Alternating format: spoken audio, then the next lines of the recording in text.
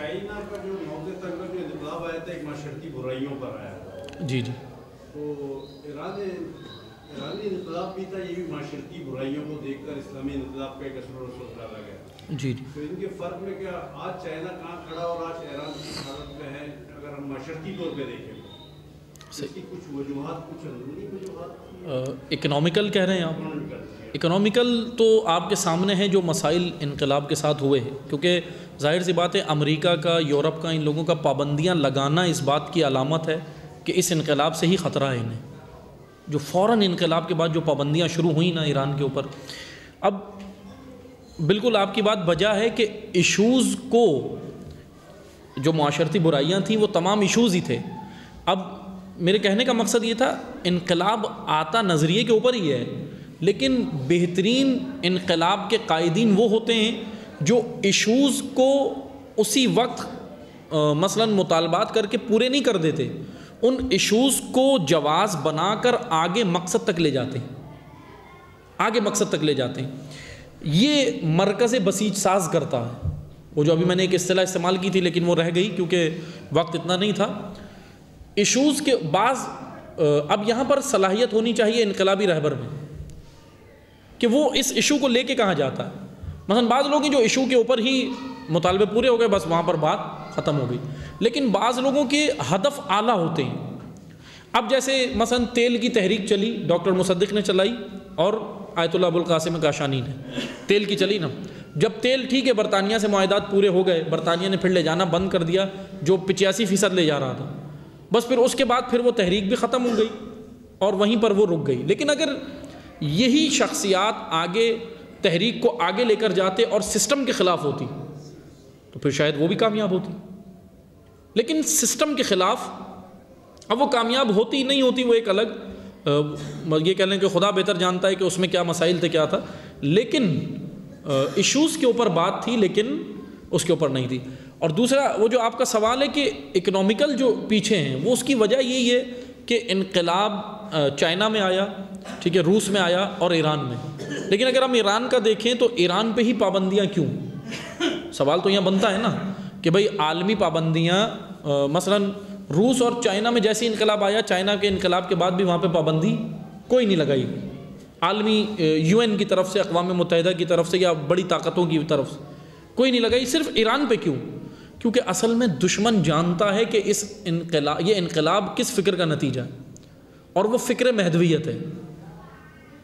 کیونکہ اگر یہ انقلاب کی تحریکیں آگے اور ملکوں میں چلتی ہیں تو دیکھیں گے, میں نے کئی جگہ پڑھا بھی ہے کہ معذرت کے ساتھ مہدویت کے اوپر ہم ریسرچ نہیں کرتے, ہم پڑھتے نہیں ہیں, لیکن دشمن بیدار ہے.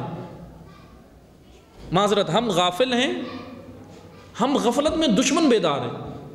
مانچسٹر, کیلیفورنیا, ہارورڈ, بڑی بڑی یونیورسٹیز ہیں دنیا میں جہاں پر باقاعدہ ان اداروں کے اندر, ان کے یونیورسٹیز کے شعبوں کے اندر, ڈپارٹمنٹس کے اندر مہدویت کے اوپر ریسرچ کی ہے. اور ابھی بھی وہاں پہ باقاعدہ الگ الگ کچھ ادارے بنائے ہوئے ہیں جن کا کام گلوبلائزیشن کے اوپر کام کرنا, اور گلوبلائزیشن کا مطلب اسی کے اندر وہ مہدویت پہ بھی بات کرتے ہیں. اور باقاعدہ یہ بہرحال کچھ چیزیں ایسی ہیں جو میڈیا تو ظاہر سی بات ہے, عالمی میڈیا بھی امریکہ اور ان کی ایما پر ہی دکھاتا ہے, وہ نہیں دکھاتا, لیکن بعض انہی یونیورسٹیز کے ایسے سابق پروفیسرز کے, سابق ماہرین کے جو ریسرچ تھے, اسکالرز تھے, ان کے بعض کے بیانات ہیں کہ مہدویت, اب میں یہ ان کے جملے کہہ رہا ہوں جو گزر چکے ہیں, بہرحال ابھی تو زندہ بھی نہیں ہیں, لیکن بعض نے تو یہاں تک کہا کہ مہدویت کو جیسا ہم نے سمجھا ایسا تو شاید مہدی کے پیروکاروں نے بھی نہیں سمجھا. یہ باقاعدہ ان لوگوں نے ریسرچ کی ہے. اب سوال یہاں پر, یہ سوال ہمارے ذہن میں اٹھنا چاہیے کہ جی ایران پر ہی پابندی کیوں, چائنا پر کیوں نہیں, روس پر کیوں نہیں, فلاں ملک پر کیوں نہیں جہاں جہاں انقلاب آیا؟ اسی وجہ سے کہ یہ انقلاب خالی مفادات کے لیے نہیں ہے. جیسے امام خمینی کا میں نے واقعہ بتایا آپ کو کہ امام خمینی ایرانی نہیں, اسلامی رہبر ہے. اور جب کوئی رہبر اسلامی ہوتا ہے اور وہ اسلام کے نتیجے میں کوئی چیز کسی زمین پر آتی ہے تو وہ اس زمین کی نہیں ہوتی, تمام زمینوں کے لیے ہوتی ہے. جیسے رسول اللہ عرب کی زمین پر آئے ہیں, بھئی رسول اللہ یا مولا علی یا امام حسین پاکستان تو نہیں آئے, تاریخ میں تو نہیں ملتا کہ پاکستان کی زمین پر آئے ہوں، ہندوستان کی زمین پر آئے ہوں، ہماری زمین پہ تو نہیں آئے، لیکن کیا وہ صرف عربیوں کے رہبر ہیں؟ نہ، کیونکہ اللہ نے ان کو جو فکر، جو آئیڈیالوجی اور جو ہدف دے کر بھیجا، وہ ہدف عالم جہان ہستی کے لیے، اور اسی ہدف کا نتیجہ، اسی ہدف میں سے امام خمینی نے یہ انقلاب نکالا، یہ فکر نکالی۔ تو اس کا مطلب یہ فکر جو ہے وہ ایرانیوں کے لیے ہی محدود نہیں ہونی چاہیے۔ ہم یہ نہ کہیں جیسے بعض لوگ کہہ دیتے ہیں نا کہ انقلاب ایران، ٹھیک ہے آیا ایران میں ہے انقلاب، لیکن ایرانیوں کا ہی نہیں ہے، یہ انقلاب اسلامی ہے، اسلام سے اس کا تعلق ہے، اور جس چیز کا تعلق اسلام سے ہو وہ کسی بھی زمین پر پیدا ہو، کسی بھی زمین پر جنم لے، لیکن ہوتی تمام زمینوں کے لیے۔ جیسے علم ہے، علم کسی ایک زمین کے لیے مخصوص ہے؟ نہیں ہے، علم تو نہیں ہے نا مخصوص۔ مثلا اگر کوئی ماہر، کوئی پروفیسر کوئی ریسرچ کرتا ہے مثلا جاپان کی زمین پہ، اور وہ اچھی چیز اگر بتاتا ہے تو ہم کیا کرتے ہیں؟ اس سے لے لیتے ہیں۔ کوئی بھی ہمیں یہ کہتا ہے کہ تم جاپانی ایجنٹ ہو، یا مثلا فرض کریں ہم کتنی چائنا کی پروڈکٹ استعمال کر رہے ہیں، سب چائنا ہی ہے نا، سب چیزیں چائنا کی استعمال کر رہے ہیں، لیکن چائنا کی پروڈکٹ استعمال کرنے سے ہم کیا چائنیز بن گئے؟ جاپان کی چیز استعمال کرنے سے جیپنیز بن جائیں گے؟ نہ، آپ کوئی بھی چیز ہم استعمال کرنے سے، ان کی ٹیکنالوجی لینے سے، مثلا ٹیکنالوجی بھی تو ہم نے لی ہے نا، ٹیکنالوجی امریکہ سے بھی لی ہے، ٹیکنالوجی دیگر یورپی ممالک سے بھی لی ہے، تو ٹیکنالوجی یوز کرنے سے، آج جیسے ہم موبائل یوز کر رہے ہیں، تو موبائل یوز کرنے سے کوئی بھی کورین تو نہیں بن جائے گا جی کوریا کا موبائل ہے، جو کوریا کا موبائل استعمال کرے گا وہ کورین ہے، یا اس کو ہم کہتے ہیں کہ کوریا کا ایجنٹ ہے؟ نہیں کہتے، اس وجہ سے کیونکہ وہ پروڈکٹ اس زمین پر بنی ہے لیکن ہے اس کی نہیں، وہ استعمال سب کر سکتے ہیں، اس سے استفادہ سب اٹھا سکتے ہیں۔ تو ایران کے اوپر جو پابندیاں ہیں بہرحال وہ سب کے سامنے ہیں کہ وہ صرف اور صرف اسلام کی وجہ سے ہیں، ورنہ یہی ایران پہلے بھی تو تھا، یہی ایران 1979 سے پہلے رضا شاہ کی حکومت میں یہ ایران امریکہ کا پولیس مین کہلاتا تھا اس خطے کے اوپر، جیسے پولیس مین وہ ہوتا ہے جو چوکیداری کرتا ہے، مثلا یہی جو حکومت تھی اس وقت ایران میں وہ امریکہ کی پولیس مین کہلاتی تھی۔ اس وقت تو کوئی پابندیاں نہیں تھی، اس وقت تو تمام مراعات تھیں، سب کچھ تھا، لیکن 79 کے بعد ہی فوراً پابندی۔ اس کا مطلب یہ ہے کہ اس انقلاب میں کچھ ہے، جو آج کی بڑی بڑی طاقتوں کو جس نے مثلا جو لرزہ طاری ہے بڑی بڑی طاقتوں پر، وہ اسی وجہ سے، اور وہ یہ ہے کہ اسلام، اور یہ جو میں نے آیت پڑھی نا لِيُظْهِرَهُ عَلَى الدِّينِ كُلِّهِ کہ دین غالب ہوگا، تو اس غلبے کے لیے یہی وہ رہا ہے، اور دشمن جانتا ہے، دشمن اس میں رکاوٹیں کھڑی کر رہا ہے، اور آج آپ دیکھ لیں کتنے پروپیگنڈے ہیں، مراجع کے خلاف پروپیگنڈے، رہبر کے خلاف پروپیگنڈے، سب کچھ ہیں۔ کیوں ہیں؟ کیونکہ ان سے دور کر دو، اگر ان سے دور کر دیا تو پھر اس کے بعد کوئی مسئلہ نہیں، امریکہ خود امام بارگاہیں بنا کے دے گا، امریکہ خود بریانی کی دیگیں بھیجے گا عزاداروں کے لیے، اور ہو رہا ہے، یہ ہو رہا ہے، برطانیہ بریانی کی دیگیں نہیں بھیج رہا یہاں پاکستان میں، سب کچھ چل رہا ہے، سب چل رہا ہے عزاداروں کے لیے۔ عزادار یا حسین کہہ کے سینہ پیٹ رہا ہے، لیکن کھا کس کا رہا ہے وہاں پہ؟ وہ بریانی کے لنگر کی دیگیں کون بھیج رہا ہے؟ MI6 کے ایجنٹ، اسلام دشمن عناصر۔ اب یہاں ہمیں ہوشیاری کی ضرورت ہے، اتنے سادہ نہ بن جائیں۔ امیر المومنین مذمت کرتے ہیں، مولا علی مذمت کرتے ہیں، اتنی مذمت کی مولا علی نے کہ وہ مومن ہی نہیں ہے جس کے اندر شعور نہیں ہے، مولا علی تو اس کو مومن ہی شمار نہیں کر رہے۔ تو ہمیں یہاں دیکھنا ہے کہ یہ کاروائی کہاں سے ہو رہی ہے، کیا ہو رہا ہے، کیا پیچھے کون ہے عناصر، اس وقت ہوشیاری کی ضرورت ہے۔ ائمہ معصومین کی موجودگی میں جب وہ ظاہری طور پر ہوتے تھے تو اتنا پروپیگنڈا اسلام کے خلاف ہوتا تھا، تو آج آپ مجھے بتائیں جب وہ پردہ غیب میں ہے تو کتنا ہو رہا ہوگا؟ اگر ہو رہا ہے تو اس کا مطلب یہ ہے کہ جتنا ائمہ معصومین کے دور کے شیعہ میں جتنا شعور تھا، آج کے دور میں شعور اس سے زیادہ ہونا چاہیے۔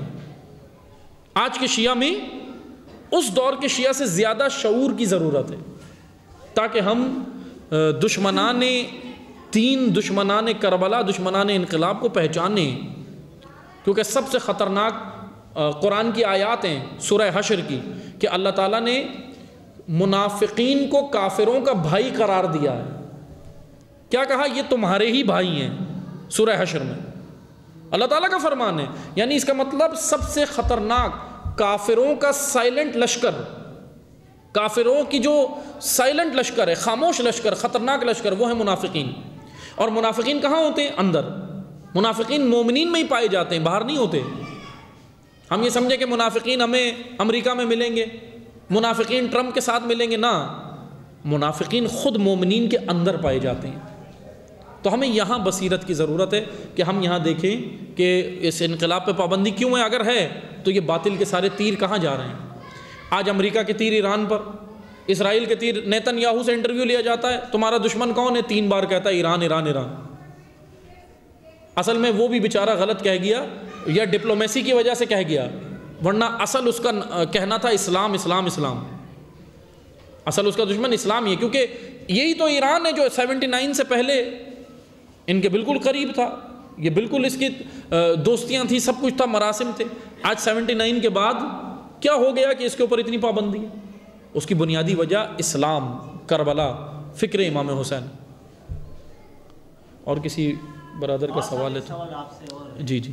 امام اللہ خمینی نے صدر گورباچوف کے نام میں خط لکھا، جی جی، مختصر سا جائزہ جوانوں کو بتا دیجیے کیا لکھا تھا اس میں؟ اسلام کے لیے تھا کیا؟ جی جی بالکل. اصل میں وہ خط گورباچوف کے نام جو لکھا تھا امام خمینی نے، وہ اسلام قبول کرنے کے حوالے سے لکھا تھا. اس کے اندر خط میں یہی لکھا تھا کہ اسلام کی طرف دعوت دی تھی کہ اسلام کی طرف آپ آئیں، یہ اس کو دیکھیں. اور وہ خط بھی امام خمینی نے ایسے ہی کسی قاصد کے ہاتھ نہیں بھیج دیا تھا، بلکہ آیت اللہ العظمیٰ جوادی عاملی حفظ اللہ وہ لے کر گئے تھے یہ خط، اور ان کے ساتھ اور ان کی جو ڈیلیگیشن تھا، ٹیم تھی باقاعدہ. اور اب وہ ہے بھی بڑا دلچسپ مرحلہ.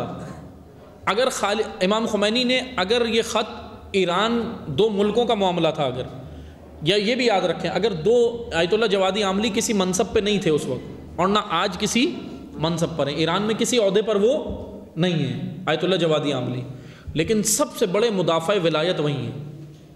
جیسے آیت اللہ مصباح یزدی رحمۃ اللہ علیہ، خدا مغفرت کرے انشاءاللہ. آیت اللہ مصباح یزدی خدا ان کے درجات بلند کرے انشاءاللہ. آیت اللہ مصباح یزدی جیسے تھے، اس طرح آیت اللہ جوادی عاملی انقلاب کا ستون پلر ہیں، مدافع ولایت ہیں. اگر امام خمینی گورباچوف کو صرف ایران کی جانب معاملات ہوتے 2 ملکوں کے، تو کوئی ایرانی وزیر بھیجتے، کوئی ایرانی نمائندہ بھیجتے. لیکن آیت اللہ جوادی عاملی کو بھیجنا دراصل اسلام کا نمائندہ بھیجا ہے، ایران کا نہیں، اسلام کا نمائندہ بھیجا تھا. اور وہ خط کا بھی بڑا دلچسپ مرحلہ ہے کہ جب آیت اللہ جوادی عاملی لے کر گئے تو گورباچوف نے جب کہا کہ یہ آپ مجھے دیں تو میں اس کو پڑھوں، تو آیت اللہ جوادی عاملی نے بولا کہ نہ، یہ کسی ڈکٹیٹر یا ڈپلومیٹ کا خط نہیں ہے، یہ اسلامی رہبر کا خط ہے. یہ باقاعدہ گورباچوف کو انہوں نے کہا آیت اللہ جوادی عاملی میں، اور کہا کہ سنو، یہ خط تم سمجھ نہیں سکتے، مجھے اسی لیے بھیجا گیا ہے کہ خط دینا نہیں ہے، خط کی تشریح کر کے سنانا ہے. یعنی خط کی تشریح کرنی ہے. اس میں جو جملات ہیں، جیسے میں نے ابھی جملہ استعمال کیا تہجر، متہجرین، ابھی آپ بتائیں امام خمینی کے خط میں یہ پڑھیں گے، بعض کہیں گے کہ یہ کیا ہے، یہ کون سی اصطلاحات ہیں، یہ کیا استعمال کیا. اسی لیے وہاں پر امام خمینی نے گورباچوف کو جب اسلام کی دعوت دی تھی، وہ اسلام کی دعوت تھی، وہ 2 ملکوں کے یا ایرانی مسئلہ نہیں تھا، اسلام کی جانب دی تھی. اور بڑا خوبصورت وہ مرحلہ تھا جب وہ آیت اللہ جوادی عاملی گئے، اور پھر انہوں نے ایک لفظ کی، ٹرانسلیٹر ساتھ تھا، اور ایک لفظ کی تشریح کر کے پڑھائی تھی. اور غالباً جو میرے ذہن سے صحیح مجھے یاد نہیں ہے جو ہم نے پڑھا تھا یا سنا تھا، لیکن غالباً کم از کم اس خط کو ٹرانسلیٹر ٹرانسلیٹ کرتا جاتا تھا، آیت اللہ جوادی عاملی تشریح بھی کرتے جاتے تھے. تو ایک مختصر سے خط کو سنانے میں، سب کرنے میں 2.5 پونے 3 گھنٹے لگے تھے.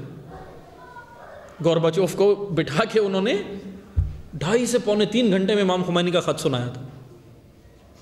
تو بہرحال یہ اللہ تعالیٰ سے دعا کرتے ہیں. بہرحال وقت زیادہ ہو گیا ہے، اگر کوئی آگے برنامہ یہ دعا سے اختتام.